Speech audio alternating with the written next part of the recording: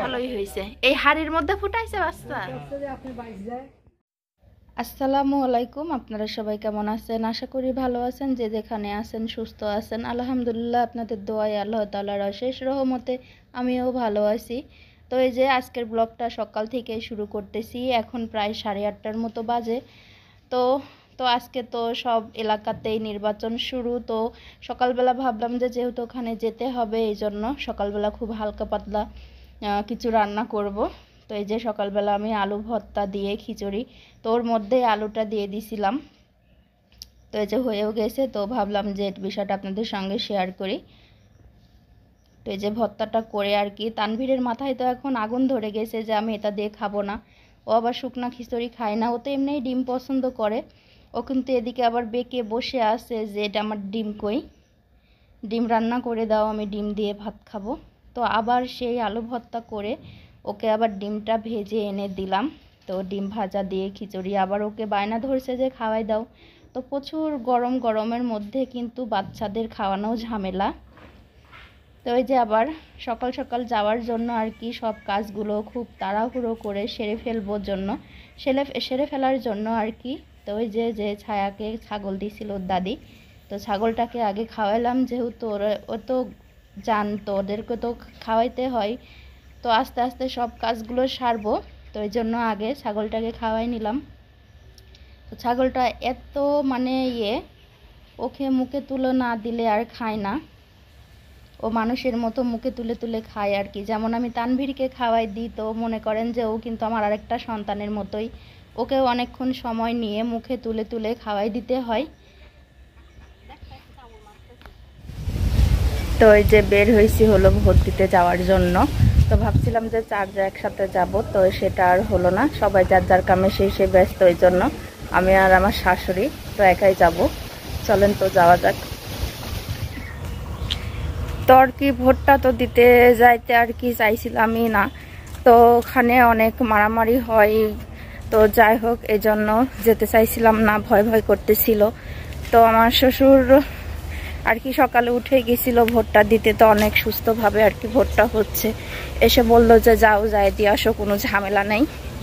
তো এই জন্য রেডি হয়ে আর কি বের হয়েছি।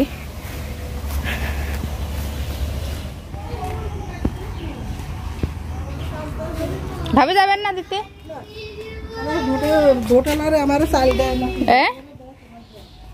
আমার তো কিছুই খাইনি, তো ভোট দিতে যাওয়া লাগবে। চাল খাওয়ার জন্য ভোট দিতে যায় কে? আকাশ যাবে? তো ওই যে আকাশের এখানে এসে দেখি যে আকাশের হলো, এটা কি পাখি? আকাশ লাভ পাখি, লাভ বার্ড। ওই যে বাচ্চা উঠাইছে একটা। ঠোঁট তো মনে হচ্ছে টিয়া পাখির মতো। কি খাতে দিছাও? আলু কামন ভাত দিছে, আলু। এই রঙও কি খায় মশলার? এরা খায়?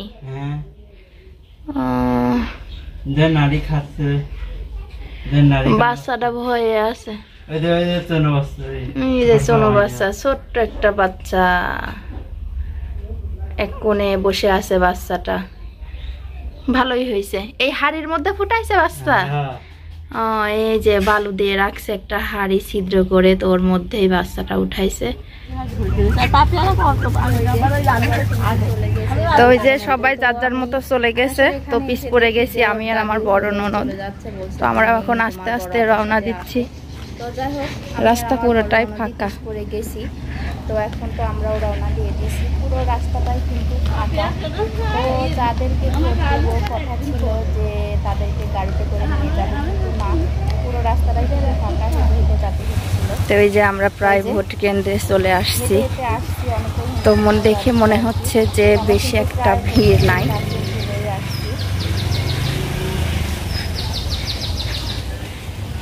অনেকক্ষণ হাঁটার পরে এসে পৌঁছাই গেছি। তো দেখা যাচ্ছে বাইরে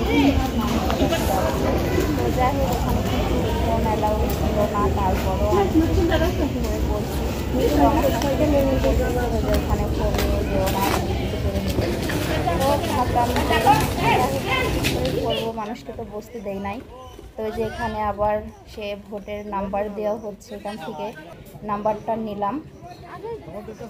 তো যাই হোক মজাই লাগলো কিন্তু ভোট কেন্দ্রে যেয়ে। তো এই যে ভিতরে ঢুকে দেখি যে পুরাই সুস্থভাবে ভোটটা সবাই দিচ্ছে, কোনো ঝামেলা নেই, পুরোটাই ফাঁকা। তো এই যে অনেক সুন্দরভাবে কিন্তু আজকে নতুন স্টাইলে ভোটটা দিয়ে আসলাম। যাই হোক টিপসই নিছে, তো খুব ভালো লাগলো এইভাবে ভোটটা দিয়ে। তো ভোট দিয়ে এসেই ছায়ামণি বলতেছিল যে আম্মু আজকে এবছরে তো কাঁঠালের তরকারি খাওয়া হয় নাই, তো আজকে কাঁঠালের তরকারি খাবো। তো আমাদের কিন্তু আবার গাছ আছে, গাছে অনেক কাঁঠাল ধরছে। যাই হোক এতদিনও খাই নাই, যেহেতু বড় হবারও দরকার ছিল। তো এই যে অনেক কাঁঠালগুলো ধরছে, তো দাদার সঙ্গে যে আর কি ছায়ামণি কাঁঠালটা নিয়ে আসলো। তো এই যে দেখেন অনেকগুলো কিন্তু কাঁঠাল ধরছে, তো এখনও সেভাবে বড় হয়ে ওঠে নাই খাওয়ার মতো। তো আর কি নতুন বছরের নতুন তরকারি খেতে কিন্তু অনেক মজা লাগে, এই জন্য তো ভাবলাম আপনাদের সঙ্গে শেয়ার করি। এই যে কাঁঠাল দেখতে পাচ্ছেন, আজকে কাঁঠালটা রান্না হবে, কিন্তু কেটেও ফেলছি অলরেডি। তানভীর ধরো, আমি হেঁটে যাই বাবা, আমার গায়ে লাগবে। তো অনেক ভালো, আর এই কাঁঠালটা কিন্তু কাটতে অনেক কষ্ট হয়েছে আর কি, যেহেতু উপরে কাটা কাটা থাকতে বেশি, এটা দেখতে কিন্তু অনেক শক্তির প্রয়োজন, অনেক কষ্টে কিন্তু কাটতে হচ্ছে না রে। কেটে ফেলছি কাঁঠালটা, কিন্তু অনেক হয়ে গেছে, কাঁঠাল পুরা শক্ত হয়ে গেছে খাওয়ার মতো। কাঁঠালটা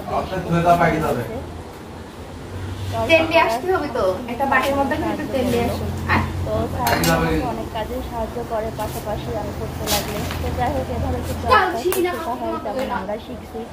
তো মা চাষিদের সঙ্গে কাজগুলো শেখা যায়, আরো অনেক কাজই পারে আমার আর কি, আমি আর পারি না, আমাকে অনেক কাজই করে ভাই। এই গরমে বলতেছিল যে আম্মু কাঁঠাল তো কোনোদিন কাটে না, তো আমি দেখো সমস্যা নাই, আমি দেখাই দেবো। তো আমার ছিল তরকারি রান্না করতে হবে, কাদা কাটতে আসছে, তারপর বলছে আমি খাবো পাকা না কাঁচা, এভাবে কি খাই কি জানেন না, এত কথার উত্তর আমি পারবো না, যেহেতু আজকে অনেক গরম। আর গেছিলাম হলো ভোট দিতে, তো ওখান থেকে হেঁটে হেঁটে গেছিলাম, আর অনেক গরমে তো আমি ঘেমে এক শেষ, অনেকটা ঘেমে গেছি, দেখাই কালারটা ভিজেই গেছে প্রায়। তো তারপরও আর কি করার, মেয়ের আবদার তো রাখতেই হবে, যেহেতু নতুন জিনিস আসলে সবারই কিন্তু খেতে মন যায়।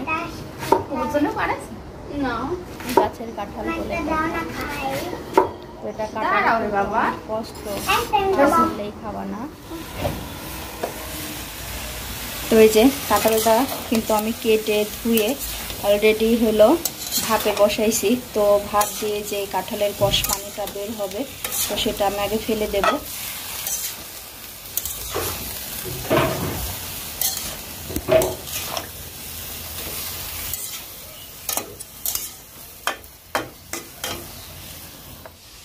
তো এই যে এখানে কাঁঠালটা কিন্তু আমি ভাপ দিয়ে অলরেডি পানিটা ফেলে দিয়ে রেখে দিয়েছি।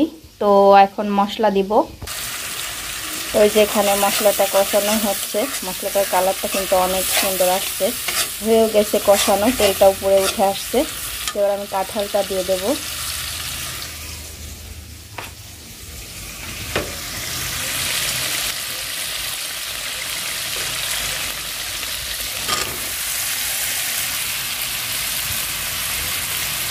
কাঁঠালটা ভাপ দিয়ে নেওয়াতে কিন্তু অনেক সুন্দর একটা গন্ধ বের হয়েছে, মৌ।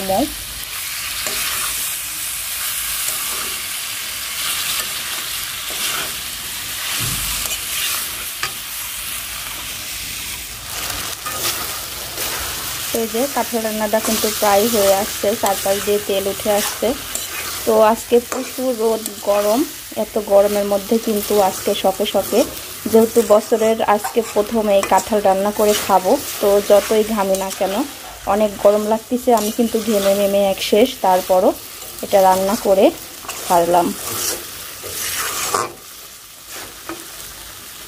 তো আমার ভিডিওটি কেমন লাগলো সেটা কিন্তু আপনারা অবশ্যই কমেন্টে জানাবেন, আর যারা এখনও চ্যানেলটিকে সাবস্ক্রাইব করেন নাই তারা অবশ্যই সাবস্ক্রাইব করে দিবেন, আর ভিডিওটি ভালো লাগলে অবশ্যই কমেন্ট করবেন। আজকের ব্লগটি আমার এই পর্যন্তই, আল্লাহ হাফেজ।